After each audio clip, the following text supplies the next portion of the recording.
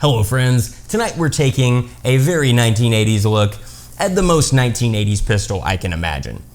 It's stainless steel, it's shiny, it's silver, it's 10mm, it's the Smith and Wesson 1006 or 1006 or 1006, whatever you want to call it. This thing is amazing, and to honor its 1980s-ness, I'm wearing sunglasses indoors and my very 1980s leather jacket, but I can't with the sunglasses for this. Under the studio lights, it's too much. I can't see shit.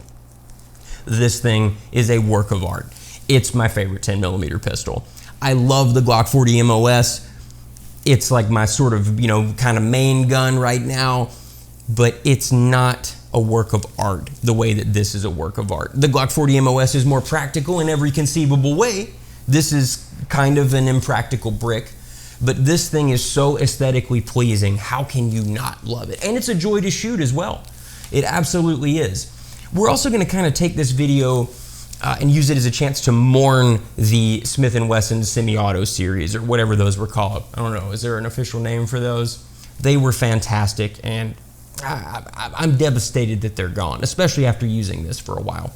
Those were really, really nice pistols. So, yeah, I'll say it. This is one of the best all-metal pistols ever produced. It's absolutely killer. And also, this is going to be more of a show and tell than a review. This has been out of production for so long, it's not like you can just run down to your local gun store and pick one of these up. So we're really just going to be taking a look at some of the really awesome fine details and just kind of oohing and eyeing and going, wow, isn't that awesome? Look how beautiful that is. But I think you're still going to enjoy it. All right, let's dive in. The Smith and Wesson 1006 is one of the greatest handguns ever made. There, I said it. Looking at it here on the table, we were all thinking it. That thing's purty. It can be argued that there has never been a more beautiful automatic pistol. Matte stainless steel, classic lines, all the right aesthetic flourishes that indicate both strength and beauty. No handgun has ever looked better. And no, before you express your opinion to the contrary, no, you're wrong. Your opinion is simply wrong on this matter. Also, speaking of your opinions, if you struggle to laugh at jokes you don't like the one that I just made, you need to watch something else. This video is going to be quite challenging for you. But if you have the mental fortitude to hear opinions different than your own, you'll be fine. Please proceed. The 1006 is the most beautiful handgun of all time. As I was saying, the heft, the caliber, the trigger, the sights. It is a fine thing. The 1006 is long out of production and its line has ended. No more does Smith & Wesson produce such exquisite autos built to the highest standards as if wrought by the legendary Smiths of Hidden Gondolin for the legendary King Turgon himself. And it's a damn shame. As far as I know, the Smith & Wesson Model 39, the great-grandfather of the 1006, let's say, was one of the first, if not the first, domestically designed and produced double-action, single-action pistols. It's just awesome. The 1006 here is a third-generation Smith auto, and it is directly descended from the Model 39. This gun is also a critical part of the legend of 10mm. For once, gun lore with citations. I fucking love it. This is not just dubious forum lore, my friends. This is actual gun history. So, time for 10mm story time. There, at the beginning of time, was Jeff Cooper. As with many kind of insane gun ideas, he's there. He's right there. Jeff Cooper's like Old Testament God. He's there from the beginning, kind of old and weird with ideas that seem sort of dumb and make you squint because you don't get it, but then he just kind of makes it happen somehow. So he wants a powerful handgun cartridge that could hit shit farther away. Bam, 10mm, 600 foot-pounds, a lot of energy, something, Bren 10, bam, 10mm. The 10mm cartridge was designed in the early 1980s by Norma to accompany the Bren 10 pistol. The Bren had problems and didn't stick around for long. Miami Vice premiered in the fall of 1984, and classic TV character Sonny Crockett, what a fucking name, carried the Bren 10 as his primary gun, along with some kind of Detonics little 1911 thing as his backup. That was a lot of gun to have on you. That Sonny Crockett didn't carry light. No air weights for him. By the way, the original Miami Vice show is really cool. I highly recommend it. Also, can we take a moment to appreciate Michael Mann for how much he likes guns? And can we take a moment to appreciate the film Heat? Oh, yeah, so good. Yeah, it rules. So, Bren 10 orders flew in, and they couldn't make enough of the damn things. They also couldn't make them function either, apparently, because they released them in the wrong order. Oh, so we're supposed to test them first and then ship them. I thought it went sell them, ship them, test them. My bad. After the Bren had problems, the manufacturer, Dornals and Dixon, went under. Really, the problems were due to some very dumb decisions on the part of D&D. What names these guys? Sonny Crockett, fucking Dornals. It's me, Tommy Dornals, and my partner, Billy Dixon. I'm not going to go too far into the Bren 10, but you can think of D&D as the original Hudson Manufacturing. And ouch, that's kind of a sick burn, but they just made a lot of errors on the production end. If some things had been done differently, the Bren 10 might still be around today in some form. I mean, I guess it kind of is. We still have the CZ75. Anyway, I'm going off on a tangent. So, in 1986, the Bren 10 was gone, Dormouse and Dixon gone with it, and Sonny Crockett had moved on to another gun, the Smith and Wesson 645, a very close relative to our lovely 1006 here. With the Bren 10, should have gone the 10mm. That's what happens with proprietary cartridges built for one gun. But then something unexpected happened. Colt came to the rescue. Wow, when was the last time somebody said that? Colt released the Delta Elite, chambered in 10mm. Very fun guns to shoot, by the way. And this put 10mm on life support. 10mm lacking a final directive was kept around while its family fought over who would get 10mm jewelry and the condo in Boca. But then in 1986, the legendary FBI Miami shootout happens, and the FBI feels that they need a more powerful cartridge. To keep things simple, I don't want to describe the whole of the Miami shootout in great detail, although, I don't know, that'd be kind of an interesting video. So basically what happens, the shootout went very badly for the FBI, despite them having superior agent numbers. The FBI agents, though, lacked rifles and had mostly .38 and .357 revolvers with some Smith 9mm pistols thrown in. I think they were .459s, which again is a, close cousin of the 1006 here.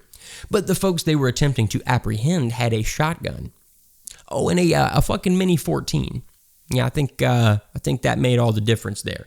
The FBI felt their calibers were to blame. Clearly, a very powerful semi-auto handgun would have fixed the situation, as though .357 Magnum is somehow completely underpowered, and it wasn't able to resolve the situation. So, yeah, okay, more powerful semi-auto handguns, that's the solution, not rifles combined with vests and better tactics. Yeah, handguns would have made the difference against a Mini 14. Fucking hell. So this event rocked law enforcement. Arguably, this is one of the cobblestones that paved the road to the present militarization of law enforcement. But that's a discussion for another day. The FBI started testing cartridges, and it was determined that the 10mm was the best cartridge available for law enforcement. I've read the paper myself, and it's very interesting. I wonder if any major law enforcement organization has published a paper indicating that shooting innocent people is the best way to maintain public order. They sure do love shooting suspects and choking them and beating them, but especially shooting them. Cops are like great white sharks. Great whites receive a large chunk of their information about the world around them from their toothy mouths. They have to give unfamiliar objects and beings a test bite to know what they are. How else will they know who they're dealing with and what's going on? A gun is a cop's shark mouth. They have to shoot things to know what they are. It's how they receive information. For instance, if a suspect screams, "I didn't do it, I'm innocent," you have to shoot them again. I think the cops evolved this way. So the FBI, after field testing a 1911 chambered in 10mm and a Thompson 1928, also chambered in 10mm, well, that would have been a fun gun to shoot. I'd really enjoy that. They realized that they needed a different gun in 10mm and adopted the Smith 1076. I mean, if the 1911 and 10mm had been a Delta Elite, I think it probably would have been fine. I can't find any info on this, but I think they rechambered 1911s that they already had in 10mm, and I bet that didn't work so great. But the Delta Elite, that probably would have performed pretty damn well for them. And with the 1076 came the MP510, an MP5 chambered in 10mm. Someone please help me. This erection has persisted for more than 8 hours. As is always the case, other law enforcement agencies saw what the FBI was doing and followed suit. Everyone saw the tremendous benefits of the 10mm cartridge and its Still the most commonly issued law enforcement handgun cartridge to this very day. Nope, that's a lie. That's not what happened at all. So we all know that 10mm has more recoil than 9mm. A lot more. Not like an insane amount that you'll never learn to handle, but it's a lot. And you're going to have to train a lot to learn to use it. Guess what law enforcement doesn't do a lot of? If you answered shoot innocent people, you'd be wrong. But if you guessed train, you'd be right. The good people of the FBI and other law enforcement agencies did not like the 10mm once it was issued. They primarily complained that the 1076 was too heavy, but they said it was quite pleasurable to fire. I'm just kidding. They couldn't shoot the 10mm for shit. Remember that the real 10mm loads are about 600 foot-pounds. For those of us who shoot revolvers regularly, that's not particularly remarkable, but to the average police person, federal or otherwise, that's quite stout. The FBI needed a lighter, shittier load. The FBI load. This became 40 Smith and Wesson, a round that I myself shot for many years because it's the gun I had, and, well, I was too broke to buy something else. It combined the worst part of 10mm, the recoil, with the power of like a really good 9mm plus P load. Smith shipped a mere 2,400 1076 models to the FBI. The other law enforcement organizations that adopted the caliber abandoned it shortly after, with nearly all 10mm pistols out of service by the mid-90s. To this day, courtesy of the perception started by law enforcement that the 10mm has so much recoil it's nearly unshootable, most 10mm loadings are very weak and often closer to or nearly identical to 40 Smith and Wesson loadings. But if you look, you can find loadings that hit 600 foot-pounds. That's the benchmark. And some loads go way beyond it. Like Buffalo Bore. You're a king, Buffalo Bore. May the gods bless you. The enthusiast community kept 10mm alive all those 3 long decades, but now 10mm is on the rise once more. That sounds like the opening crawl of a Star Wars movie. All right, story time over. Now, looking at the 1006 years later, we're left with a gun that, you know, it kind of feels modern. We've got great sights, an amazing trigger, a beveled mag well, squishy grips. This gun is barely antiquated, right? Maybe the FBI missed out big. Maybe this was almost the next American classic. Maybe. I mean, in some ways, it's not as modern as fans make it out to be, I guess, but that doesn't mean it isn't one of the best guns ever made, at least for my tastes. So, 3 decades later, is the 1006 any good? Does it have a place? Why does it weigh so much? Do you ever sleep with it in your bed? We're going to answer all these questions and more. But first, please like and subscribe. That helps the channel tremendously. And if you're feeling generous and frisky, please sign up for the TGP Patreon. Your generous contribution makes videos like this possible and grants you access to the TGP Discord, where we talk about all manner of cool and deranged stuff. Features.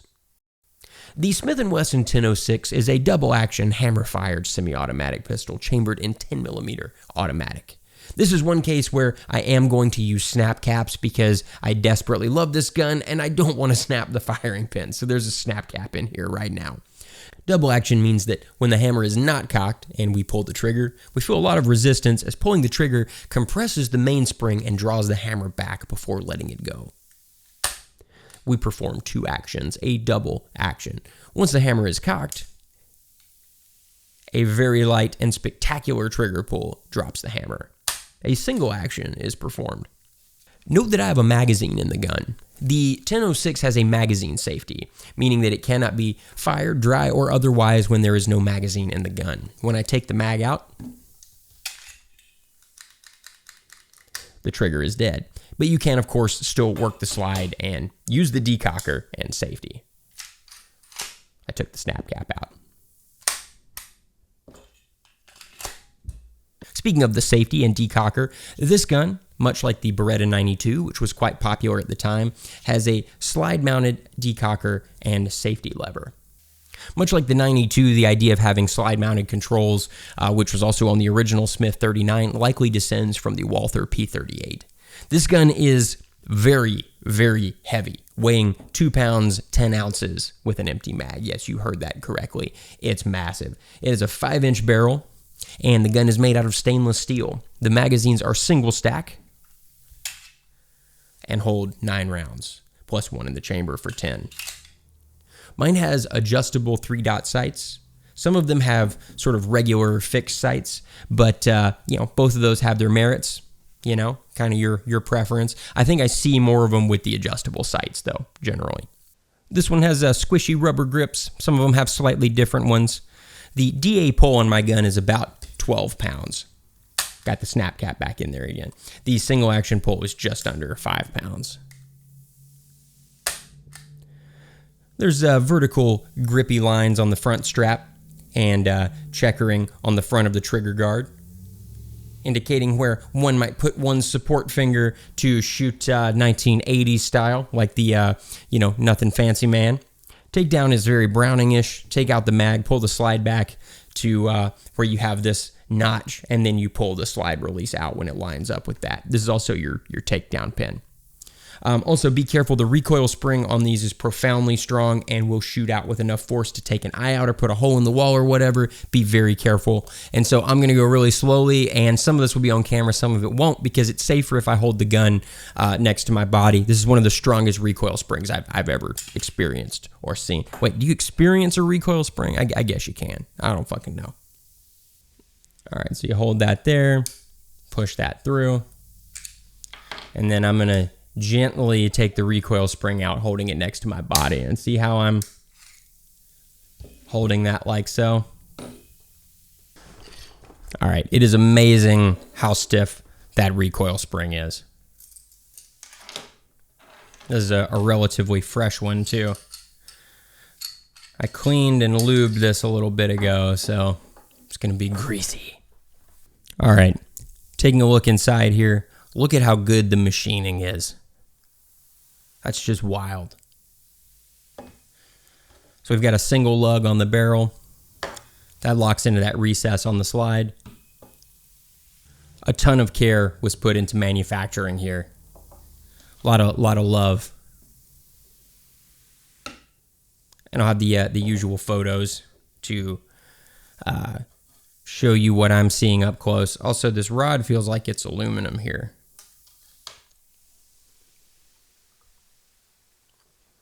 So with everything apart, we see the Browning influence. Obviously, I mean, we knew it was a Browning system before we took it apart, but it definitely takes cues from the further revisions of the Browning tilting barrel system, done by SIG and Glock and others. Like, for instance, look at how the guide rod sits in it. But then it also still has the barrel lockup of something like a 1911, a high power, that kind of thing.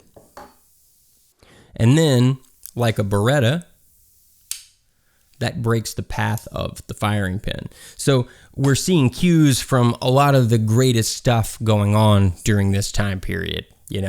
We've got a little bit of the revisions made to the Browning system by other brands. We've got some direct Browning influence with the lug. We've got some Walther P38 and Beretta influence. It's really cool to see the way this system comes together. And then, of course, there's original design work going on, on the double action, single action mechanism there. Because this is all synthesized, this is an original design more than it's a clone of everything else. It's kind of borrowing the best of what's around it. Also, this gun is very sturdy. 10mm requires quite a bit of strength in the mechanism. And this gun's been shot a good bit, and it looks fine. Everything is in really good shape. It's impressive. There's some wear, but it's what we would expect to see. We'll talk more about round count later. This is an older gun, so we're not super worried about that. And I'm obviously not the first person to shoot it, but it's still doing really well. All right, so to put it back together, we're going to have all the same problems with the recoil spring putting it back together that we had taking it apart. So barrel in first. I'm going to hold the slide close to my body when I put the recoil spring back in to avoid any kind of catastrophic accident here. All right, so now we're going to gently put the slide back on the frame. I always hold this together here. Be gentle to avoid disturbing the recoil spring in a way that might cause it to pop off and fly into this wall over here, undoubtedly leaving a hole. When you get to here, then there are these bits popping up from the safety system. So push those down. First one you can just do with your finger. The second ones you're gonna have to do with like a punch or something like that. Sometimes you can get it with your fingers. And for this last one, I always have to do it close to my body. I'm actually gonna use a guitar pick to push it down. All right, and just like before, we're gonna pull the slide back. We have to pull it back a little bit further than before to clear the bottom of the barrel. And then when you get here, we've got this little tab to push down. And now it's reassembled. We don't have a mag in, so we can't check function, but I'm going to dry fire once without a snap cap in it. Everything's working exactly as it should.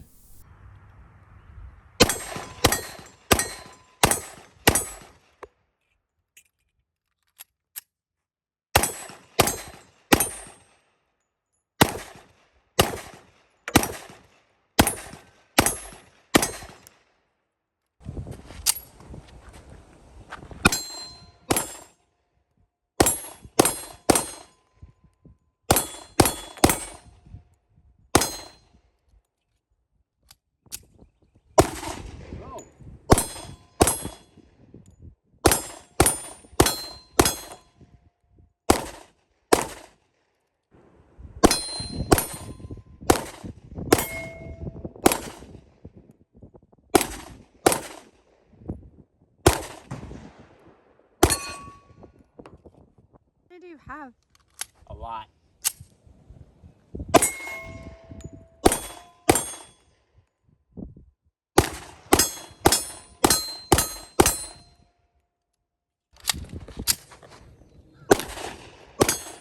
And then missed the first shot.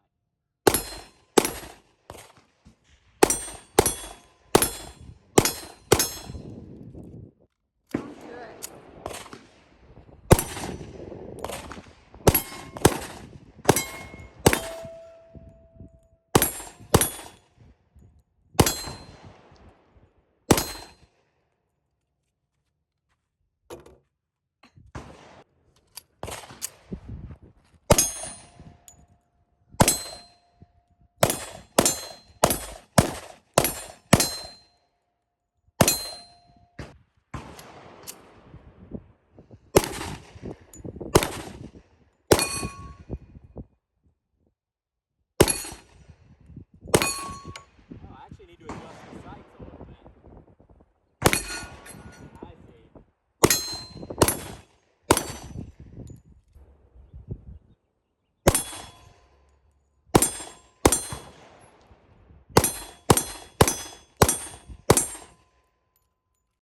Performance. So the Smith & Wesson 1006 is cool. We know it's cool. But over 30 years after it hit the market, does it still perform well? Is there any place for it? Could you carry it? Well, this is a gun that reminds me of the 1911 problems in a fashion. By that I mean, well, it has reduced capacity over modern options. It's big and weighs a fucking ton. In fact, this and a Colt Delta Elite weigh about the same, give or take 2.5 pounds. I don't have my 1911 here right now to show you for comparison, but yeah, it's, you know, they're both gargantuan. My 1911's getting some work done on it. And like the 1911, the 1006 is harder to disassemble for maintenance and is a single stack despite being gargantuan. Both the 1006 and the 1911 also have more felt recoil than modern polymer pistols because there is no frame flex. The 1911 is worse than nearly all modern guns by nearly all metrics. But, like the 1911, the 1006 offers a superior firing experience. One of the best in class firing experiences, I'd say. There is no modern polymer 10mm that feels like the Smith & Wesson 1006. Not even close. This gun is an absolute joy to shoot. I dare you not to have fun when you shoot one of these. And I've discussed before that in my experience, 1911s, while they can be reasonably reliable, they often are less hiccup-proof than something a bit more recent. But not the 1006 here. Here the comparison ends. This 1006 has been very reliable. I've yet to have a problem. So I've fired about 2,000 rounds through this gun over the years. And I've seen it fire maybe another 800 or so on top of that, but I didn't fire them myself. This one has been regularly maintained, unlike my other guns. I treat it, like my other vintage stuff. These get lubricated regularly, checked regularly, and I take a peek before and after range sessions to ensure they've got enough lube on them. This gun's also cleaned at regular intervals. It was just cleaned today, actually. You see what a stark contrast this is to a lot of the stuff I show you. This thing is, it's not squeaky clean, but it's definitely been looked after.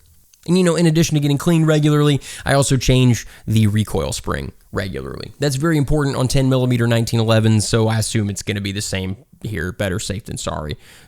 Recoil springs for these aren't especially expensive. My new guns, fuck them. They have to keep to a schedule that's kind of intended to stress them a little bit. But, this thing's old. It deserves some regular cleaning. That's not really what we're trying to do here with it. It's a gun from 30 years ago. But back to the round count numbers. I'm a bit unsure about the exact number, and that's unusual for me. But, I wasn't documenting round counts back then, so I don't know for sure. But I do know that I fired 780 rounds through it since I started counting. And this gun has had no malfunctions. That's kind of unexpected in a way. The people who love these guns are usually the same people who love 1911s and will tell you that they have never seen a 1911 malfunction ever. I find this tremendously frustrating. A 1911 guy once had a malfunction in front of me and then told me it wasn't a jam. The magazine failed to feed. Well, what the fuck is a jam to you? Meanwhile, other people who shoot have told me the reliability of these is okay, but it's kind of so-so. It's got the old metal gun reliability, but I've not had even a hint of trouble. No sluggish cycling or weak ejection, no magazine failures that weren't really jams apparently, none such nonsense. It's been rock solid. It's as reliable as anything else thus far. In the long term, I don't expect Glock, HK, Beretta, or Walther reliability out of this gun. Given the era, the type of gun it is, and the reliability expectations at the time, that would be unreasonable. But I still think this is a very solid gun, at the top of its class for reliability, compared to other similar guns. I've also changed the springs. I think that helps. It's run really well. I have to wonder if a lot of the other ones that have had issues, maybe they weren't looking after the springs, maybe the mag springs were old. I don't know, but change your springs regularly. So we've got these adjustable 3-dot sights. These are fantastic. I had it in my head for some reason recently that they could be swapped, but I found out that you can't. So if you have these, you're stuck with them, but that's okay. They're really nice if you like target sights. They're small, so they aren't the most visible, but they're also fine enough to be very accurate. I like them. I kind of like a fine sight picture sometimes, but they're not combat sights. Although, at the range, you could do so much worse. These kind of remind me of the adjustable Ruger revolver rear sight, which I like for all the same reasons. It's fast enough and easy enough to pick up while being very precise. It's nice. But you can see me struggling a bit in the footage from the range. Once I started trying to speed up my shooting, I had some trouble tracking the sights, but a few more practice sessions fixed that right up. I'm used to big, fat, quote, combat style sights with a huge margin of error, and these just aren't those sights. But then in turn, they do allow for a finer aiming at distance, so it's all a trade. And look, this thing is massive. It's huge. This isn't a carry gun, so these sights are really perfect.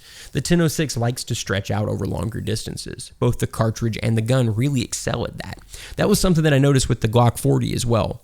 10mm loves to hit shit far away, and the Smith sights, they couldn't be much better for that, unless the front sight was fiber optic. But this was the year of our Lord, 1990. A white dot is what you get. The controls are also fantastic. Some of my favorite.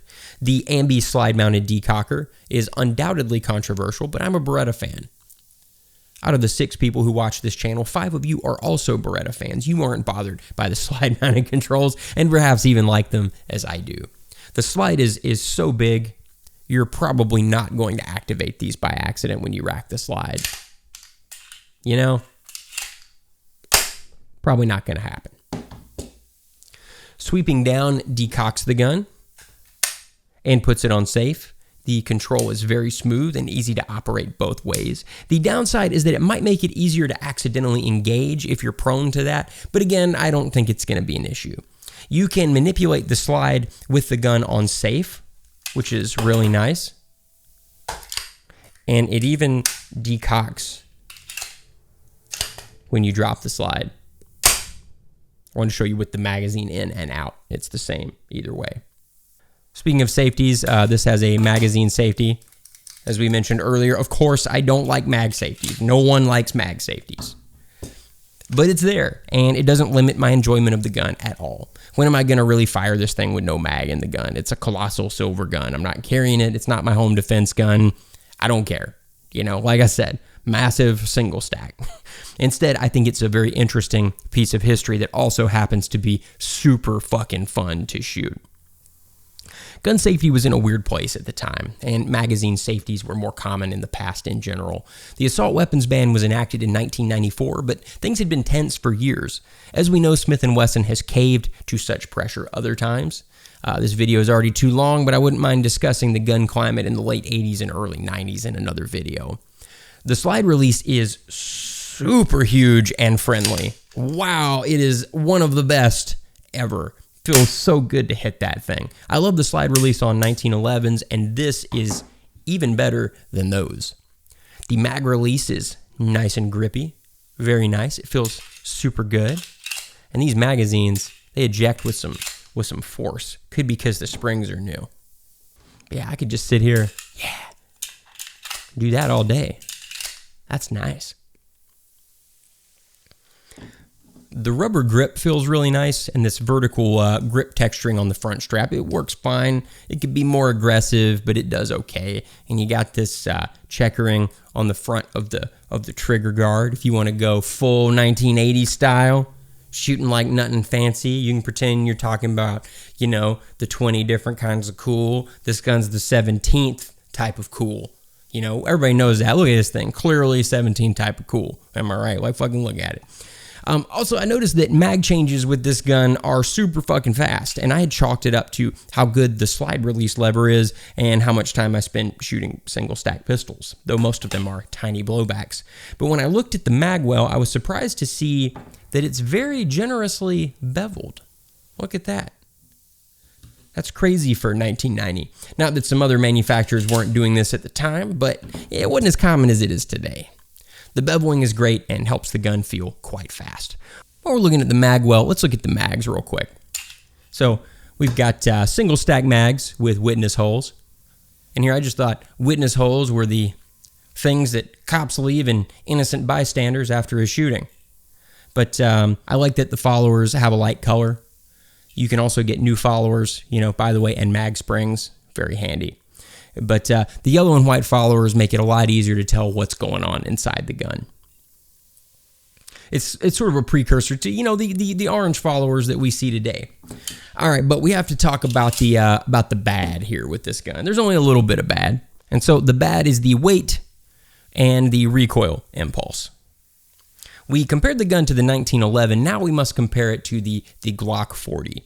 The Glock 40 isn't radically lighter. It's 35 ounces. So it's about 2.2 pounds, still a very large, heavy gun. It's the largest Glock.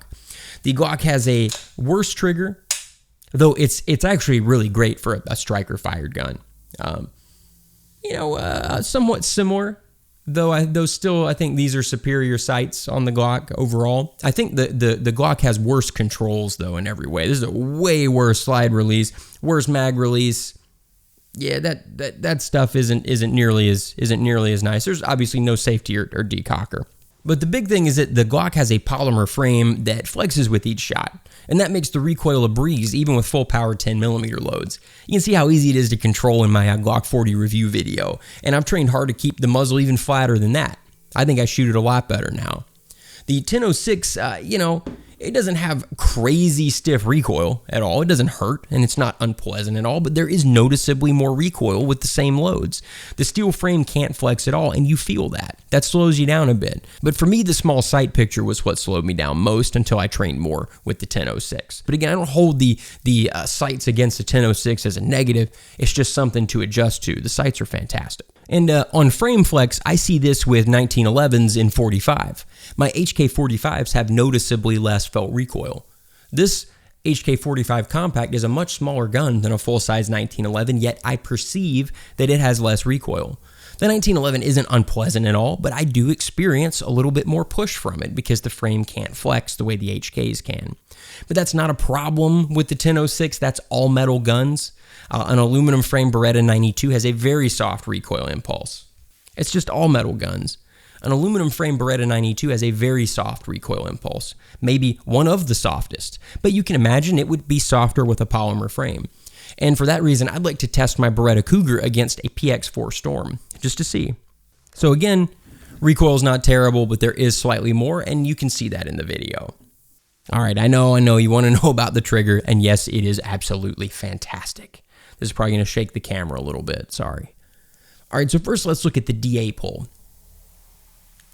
It's long and heavy, as expected, as desired, really. You know, I tend to ignore the safety on double action, single action guns to use the double action pull as my safety. I wish all DA essays were just decocker only. The pull feels like it's about 11 or 12 pounds, and it's very, very smooth. Completely even, all the way through. It's heavier than a tuned revolver would be, but that's the level of quality that we're looking at here. Again, so smooth. No hitching, no mechanical feel, no jank of any kind. Smooth as a perfectly frozen pond all the way back. That was a weird metaphor. One more time. Yeah, that's perfect. And the single action pull's even better. There's the usual bit of very light take up. Then we reach a very firm wall. A little bit more rearward pressure. And the trigger breaks with a perfect, crisp snap. There's a little bit of over travel if you're bothered by that sort of thing. Personally, I'm not. But let's see that again.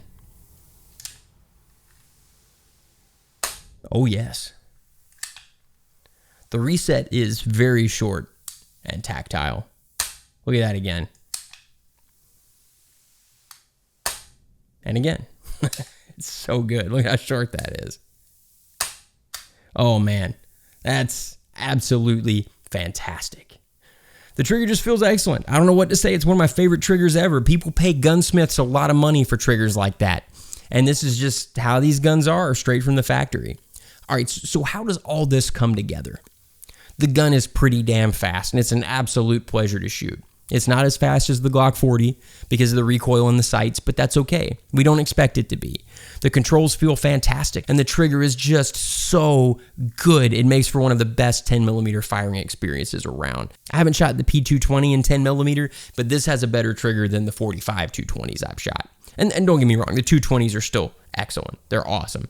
But when you pick up the 1006, you're not going to want to put it down. I adore this gun. Every time I take it to the range, I'm like, God, I should have brought more ammo. It's that kind of gun. Final thoughts. This is one of my favorites. One of my favorite guns ever. It's not a practical gun in 2020, but full-size 10mm never are. It's probably not going to be your favorite sidearm for the white guy apocalypse, where techno-barbarians roam the land and we all duke it out in epic gun battles across the bomb-scarred post-nuclear wasteland. But it's one of the best firing experiences you're likely to find, and the gun runs well. I can't find a lot to criticize here. And can we take another moment to talk about how beautiful this gun is? To me, for my taste, this is one of the most beautiful guns ever made. The proportions, the lines, the sheen, the shape of the slide, it's just the finest. This is one of the things in my life that I treasure the most. I will treasure this gun until the day I die. Probably killed for a can of gasoline by a particularly angry techno-barbarian. Thank you for watching the Smith 1006 video. I can't with sunglasses. Thank you so much for watching the Smith and Wesson 1006 video. I think that's what I'm going to go with. 1006. I like the way that sounds. It's a lot better than 1006. That sounds really, really awful. This is such a cool gun. Thank you for joining me for this excessively long review that's really just a show and tell. This thing is marvelous, and if you ever have a chance to shoot one, please take that chance. You're going to love it. Thank you so much for watching. I hope you all have a wonderful evening, and I'll talk to you soon. Good night.